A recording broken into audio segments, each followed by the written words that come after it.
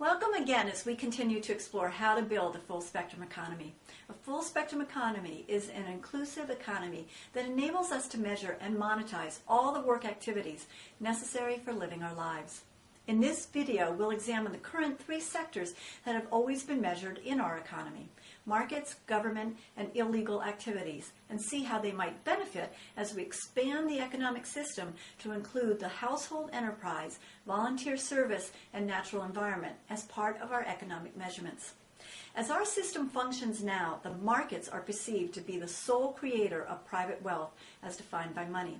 It is through this market-driven private wealth creation that the funding for the government sector is enabled through taxes.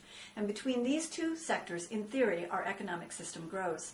However, we have to also acknowledge a third sector, illegal sector, through activities like crime, the sex trade, and drug trade, is also another source for private wealth creation.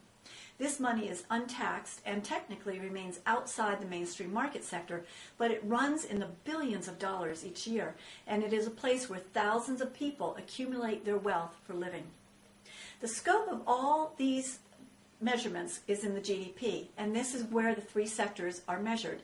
All the activities of life that we consider economically valuable and the only place to build wealth as it is currently defined. The market sector's focus is on the production of goods and services, and 70% of the economy is now tied to this production, consumption, and profit pattern to generate private wealth. The pressure on the markets to continue this ever upward spiral of wealth production is tremendous. The current recession highlights how dependent we all are on the market sector to continuously grow and provide the wealth necessary to live life. When the market's production-consumption patterns are interrupted, the economy comes to a halt. The market finds itself in a dilemma as we enter the 21st century because the previous pattern of unlimited growth through production and consumption is no longer sustainable. It appears that the markets have reached a limit on their capacity to be the sole source for increasing our wealth. But the question we need to ask is this: is this a problem of the market sector or a problem of the way we measure our economy and thus the way we can accumulate wealth? As a full spectrum economy widens the lens on what economic activities to include in our measurements, it becomes clear that the GDP measurement system results in some serious limitations. Because the GDP measurement system expects the markets to be consistently profitable in order to increase wealth for us all, it inadvertently forces the markets to make choices that don't always reflect their best efforts, but will produce the expected and immediate short-term profits. Businesses are forced to comply with these demands that are the result of the pressure created by the GDP's definition that wealth is created through profits, and without profits there is no wealth. As we look deeper into the way the GDP measurement system is constructed, we can see that it produces a curious twist on what we call wealth creation and how we can accumulate wealth. In many ways, it robs us at the very same time that it appears to be creating wealth. Look, for example, at the issue of employees. Obviously, in order for a company to be profitable, it has to have employees.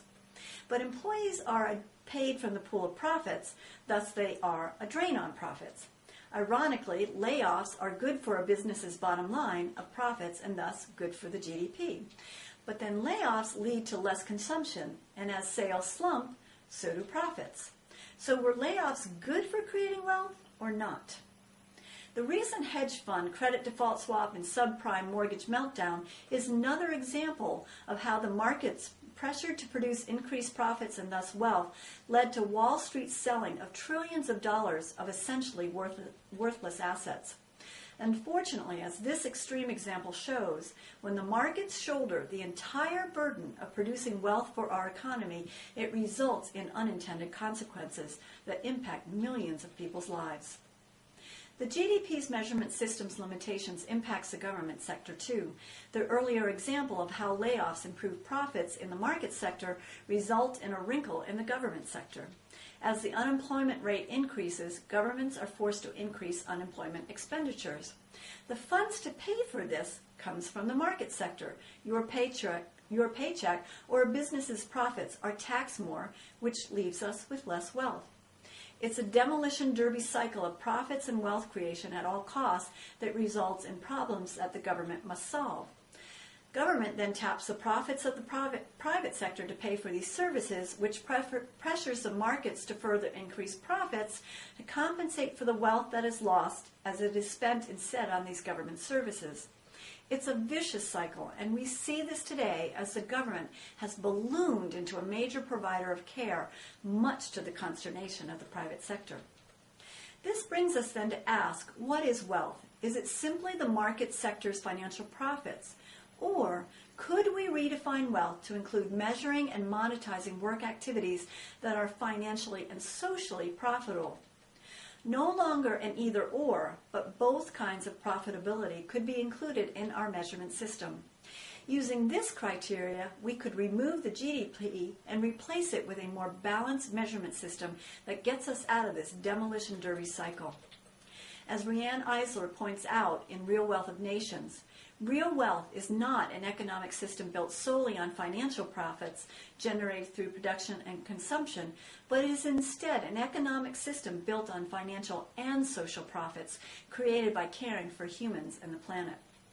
Throughout this highly researched work, she is able to show again and again how redefining the measurement system beyond the current GDP limitations provides as many benefits for the current three sectors of the economy as it does for the three missing sectors of household enterprise, volunteer service, and natural environment when they're included. The benefit to using this new definition of wealth is that it lets the market sector use financial and social profitability as their criteria for success. This reduces the mania for short-term profit creation, enables businesses to make business decisions from a wider set of determinants than strictly profits and financial wealth creation. It enables the government sector to get out of the social service business and instead depend on the household enterprise and volunteer service sectors to supply this work as part of a full spectrum economy. And it should be said that with the addition of the household enterprise, volunteer services, and natural environment sectors, it is likely that the illegal sector will be able to be significantly reduced as these other work sectors give people an opportunity to accumulate wealth, financial and social, in these new ways. Of course, the illegal sector will never be completely eliminated from our economy. But as it goes down, both government and market sectors benefit from reduced costs to fund these services through police, jail, court systems, etc. And it is a benefit for the entire society. We can now see that it does not have to remain true that the markets as we know them today are the only source for private wealth creation. Creating a full spectrum economy provides a solution, enabling us to change our economic measurement systems to include a broader range of work and thus a broader set of opportunities to build wealth based on this new definition of wealth. A six-sector full spectrum economy is the framework that can make this happen and all sectors benefit. Thank you for attending all of these instrumental videos on full spectrum economy. We hope this has been informative to you.